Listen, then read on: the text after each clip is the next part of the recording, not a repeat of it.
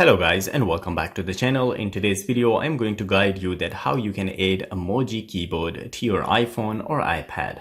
The process is the same. You can follow the same step if you're using an iPad or iPhone. So the first thing is that I want to show you that if I go to any text, I'm typing a text and I want to add emoji. So here, as you can see, there is only Thai language and English language if I tap on here, but I cannot find the emoji. So how are you going to bring them back?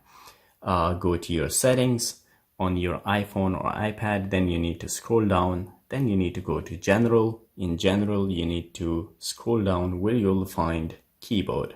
You need to tap on keyboard, then you need to tap on keyboards, and here you need to tap on add. And here you can search emoji.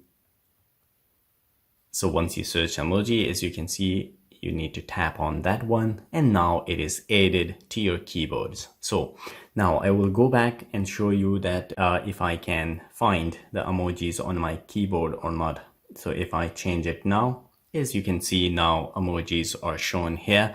So guys, this is all it takes to add emojis to your keyboard on iPhone or iPad. If you liked the video, don't forget to subscribe. I will see you again in the next video. Till then, take care.